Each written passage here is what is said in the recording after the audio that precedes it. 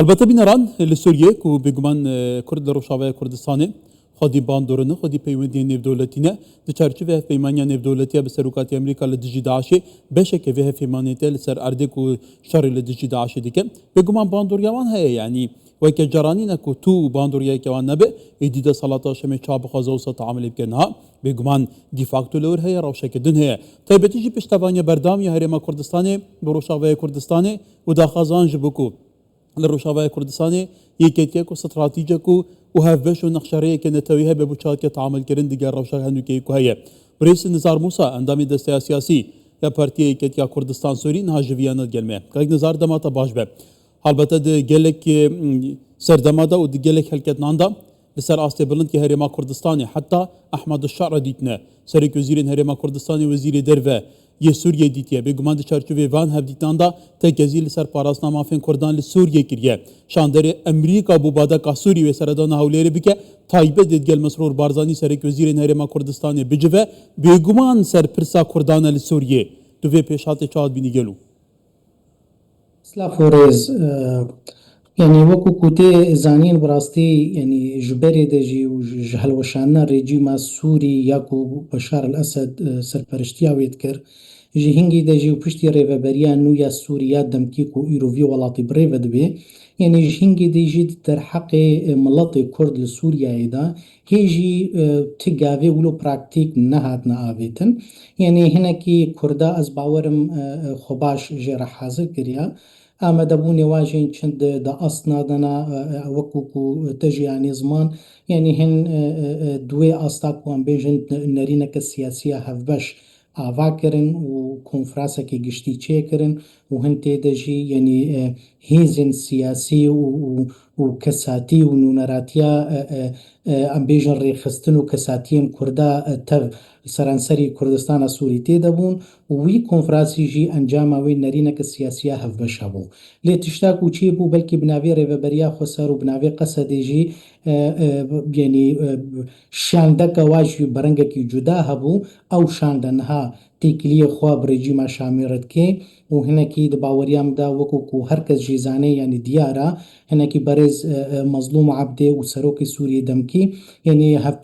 هەپەیمانیەک ژی ئەمزەکردن و کارێک لەسەر تێکردن لێ دباوەریامدا هیچی یعنی هەنێکی ئەنجامی وێ نەزەلالن ئەنجامی وێ نەخویانە و هەنێکی ئەمبێژن شاندا دووەمین شاندا سەرەکە شاندا سیاسی یا هەڤبەش یا کوونونەراتیە ئەمبێژن هێزن سیاسی کوردستانە سووری دکێ ئەو شاند تەهەڤ دیتن بە ڕێڤەبەریە سووریا نورە نەکردە کار لەسەر تێکردن بەلکی هەنێکی دۆمژی کرد و جهێ پرسەیەژی لێ دباوەریامدا یعنی کارێک لەسەر تێکردن ئەو کارژی گەرەک دەماوەرێدا وەکوکو تێزانین گەرەک بەڵێ نزار ئەمێ بەحسێ تەوقیتان هەبکەین شاندەرێ سەرۆکی ئەمریکا ji بۆ بادەکا سووری وێ سەردەنا هەولێرە بکە ئەو کەساتیەکێ بە باندۆرە ئەو ڕاستە و خەبتەڕان بەگرێدایە هەواڵی وێ نزیکە ئەو دێتە هەولێرێ دیگە سەرێک وەزیرên هەرێما کوردستانی دێ بجڤێ بەحسێ پرسا کوردان لە سووریە بکە تو زانی کاریگەری ئەمریکا باندۆری ئەمریکا سەر ئەردێ چاوایە ئەvê پێشاتێک تو چابینەن بەحسێ vê بکەین شوندا ئەمێ دەربازی پرسێندن بین عینیا گرنگ ئەڤا جبر يعني جوي أستاكو مآني زمان وهناكي دوربونك نافبرا كردين سوريا وريفبريا سوريا نودايا أفرو لهنتي ليستاندن وأمبيجن نونري سروك ترامب والدفري دقاري وبطايبت جي بري والهريما كردستانيا أفجي هناكي هيفيكي آفادكي و هناكي ويل سر وري آفا كرن و أمبيجن هفديتني وي چه يعني بأمبيجن بجناب سروك وزير مسرور برزاني بي آن يانجي أمبيجن سروك هريم يانجي سروك برزاني يعني برنگكي أمدوي باوريدنا روشا كردين سوري السرانسري سوريا ويل سر ماصيبي وهناكي أف دوربونا هي وهناكي أف جدابون ودوربونا ناريني هي هناكي نيزيبون تيدا تشيبي وآفاك وري أمبيجن مشاندن وري بريكرن وهناكي كارك وري كرن حسانيك وري كرن برنككي يعني السر الروشة كردال السرانسري سوريا وري بله كاي نزارة مبحثي رولة هولير بگين gelek caran tecih hent aliyên siyasî hent نافندن راگهاندن باوی که برو واجی بحث رولی هولری دکن رولی هولری جبو پرسا کردان لسوریه دیگل دا سلاطن ها یا شمکو ما پیشتر گود لسر آستی هری برند دیگل وان جویانا بگومان بحث پرسا کردان کرده دوی چارچوبی دا پیوستا رولا هولری چا بدیتن گلو چا بخواندن بله اشخوا وکو تجي يعني زمان تكرم كر يعني هنا كي تشي جناب سروك هرم وتشي جناب امبيجن سروك وزير اواجي هفديتن برانكا كي بسروك دمكي سوري راكرن وهنا كي قوتن دوار تيوري دا يعني قوتن تشا او بي تشي وزير دربي سوري بي قوتن دوار كردن سوريا دا وهبونا كردال سوريا دا دوار تيوري دا تشنا باش هاتنا قوتن وهاتنا سر زمان لي ام تشتاكوش آلي دي بيجي ام بين زمان دواري براكتيك دا هي تقاب نهاتنا آفيتن يعني وكو كوتي خوياجي براستي دواري ام بيجن هيكلي وخصوصي كردي لسوريا هي وير ريفابريه هنا كي تقاب نا آفيتنا وجبر ولوجي يعني تی خواستن برنگه کی انو براستی جی هنه کی ام بیجن هریما کردستان یاکو افجهی هیوی اومیدی کرده سوریا بتمامتی و تفگره ویا سیاسیه کو رولا خوا دوی شانسی ده بلیزه و هاتنا ام بیجن وی شاندره ترامپ الدوره و الهریما کردستانی کو سوجه وری گرتن و برنگه کی سروری کار کرن ام دوی باوریه دنو بولو وری کرن هنه کی ام بیجن يعني ريك فبك اف غريك هنيج هفدو فبي جبر وكا افكا جرانديا نهاد دواركي دي دواركي ما سكنان دي دا فهنكي امبيجن جرك جيرت او جرا هنيجي او رولاكو هريما كردستاني بليزي وياب طيبت امبيجن جناب سروك وزير يكو دفي وارد بليزي دباوريا مدا وهنكي جافن ورنا آفيتن كو هنكي جافا يكمين ديتن چه بن سر آستا امبيجن او كوميتا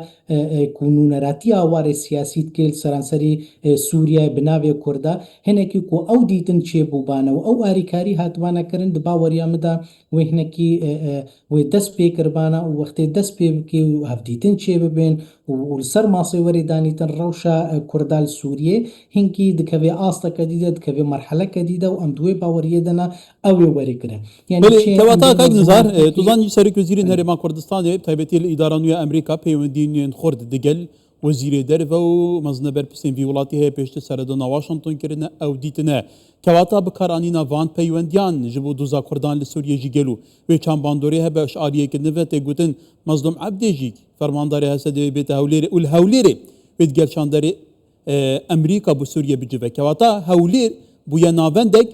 كو فرمانداري هسد هات كبيري بيشترجي ديجل وزير درفا فرنسا شي جفيايه كواتا جفي آلي جلو باندوري بله عيني أوجو نمونا كونها هذا زمان عيني دوامين جار كال سروي واري تكرين يعني إيرو هولير وكو هركز جيزاني يعني إيرو بو جهي دبلوماسيتا كردي إيرو چه كس و چه دولت و أمبيجن چه هيزن ناف دولتي يكو بري خدنا كردا يعني تاني أمبيجن جعاليكي و جناب سروك ناس دكين و برپرسي هرما كردستاني ناس دكين و حكمتا ويا سياسي يكو إيرو يعني أمبيجن دانا خويا كرن كو كرد هن هرما كردستاني وهن سرانسري سوري وهن الروشلاتا نافين جهي استقراري بون فجبرولو هركس بري خود دي امبيجن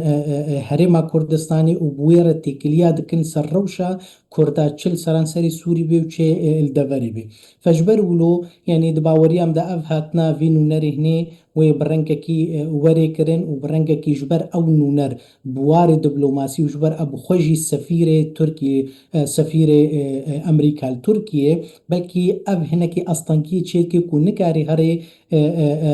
امبيجن سوري الاليه كو كردا وك امبيجن روجافاي كردستاني فجبر ولوجي افجي دبي عامل فاكتور الدوامين جغيني دبلوماسيتا بهيزو خرطيا كل هرما كردستاني تم شاندن سرانسري جيهاني وهن دفرب تمامتي جبر فهردو فاكتورا و اف هفديتن الهرما كردستاني تشيبن و اگرك مزنجي هيك وبريز مظلوم عبدي وري دعوت كرن ولوي دريجي هن امبيجن برنگكي جدا يعني او يعني برنگكي جدا او نونرن امريكي هفدو بين وهن هنكي بلكي يعني اگرك هيك وبديتنك سيقوليجي بهبونا برپرسن هرما كردستاني او ديتن هنكي برنگكي ورنكرن وبرنگكي هن نيف بلانن نيف رود ميبن تشتن ورنا دانيتن هناكي سرانسري روشا كردين سوريا وهناكي يعني أمريكيجي يعني آري كاريكا أم بيجن دبلوماسي آري كاريكا زانبون وريكرن الهريما كردستاني كو إيرو أو آري كاري وريكرن بهبونا أمريكيا وبهبونا بريز مظلوم عبدي هناكي بلانن تشتن رود ميبك خارطة طريقك تشتك وريدانيتن هناكي أف أسطنكي كواتا دبي شارتبي دا كاكزار تزاني نخشرية بيك قالك بله. هفدي تنين بنمونا فرمانداري هسه دي شارين دنيا روشافا كردستان بن دي شارتبي بيقومان دا صلاة سيفيل كل ورهي دي قلب بربسين شامي حتى ركفتن السر آسي قوبيت كي جهاتنا كرنا وبتر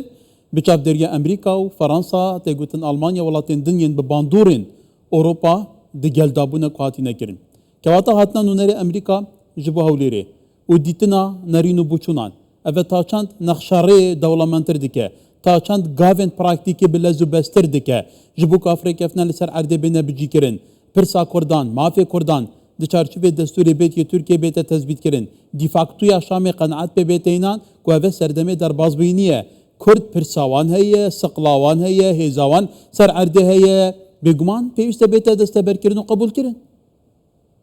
يعني بري تشتاك وام فيب زلال بيجن يعني بري جي وقتي هفديترين هردو آلين كردي لقامش لو تشي دبون وبأريكاريا مظن يا ام بيجن هريما كردستاني وبطايبت جي نونري جناب سروك برزاني دكتور دربندي يعني برنجكي او أريكاري هاتا كرن هن فرنسيا وهن أمريكيا ويعني او أريكاري كرن وهنكي يعني هاتا خويا كرن كونو كارك نخشاريك تيكرن ونيزيك بونك دنافبران كردال سوريا ودنافبرا فيري بريا سوري دا چي بكن او گاوا دوامینیا کل سر و وری آوا کرن عینی او کارتی کرن جبر يعني پشتی ویجی ام بیجن بر پرسن فرنسی هات ناره ما کردستانی و دی سجی او جا نخشاریک هنکی هات بردوام کرن پشتی ویجی وان هان نونری يعني سروک ترامپ او جی بری الهره ما کردستانیا و هن او نخشاریه هنکی بردوامی بريفا ديشي د باوريام د اف گاوا كو نهال سروری آوا کرن و افرو نشتناكو ايرو الهرما كردستاني د دمك نيزيك دا ورل دار خستن وبهبونا ام بيجن بريز مظلوم عبدي وبهبونا ام بيجن بربرسر هرما كردستاني وهروها شاندري سروك ترام وهنكي وين نخشريا د باوريام دا وحتى اصلك قلكي بلند بريفا هري وهنكي اب نخشري برنجكي وري دانيتن هنكي غافنا برنجكي اصنا ولو زلال وفرا وورنا خويا كرن درباري روشا كردا السرانسري سوري واوجي او بيكو هنكي يعني او بردوامي هفديتنا دورنا كرن او هفديتين دس بيبكن وكو غافا يا كمين ويا دوجي السروري افا كرن كو هنكي ابني زيكبون تشيبي وهنكي كرد د مؤسسات دولتا سوري د جي خو ببينن وكاربن دستكك بن د افا كرنا بي ولاتي دبرنجكينو نزار موسى انضمام دستة سياسية بارتية كردستان سوري لفيانا سپاس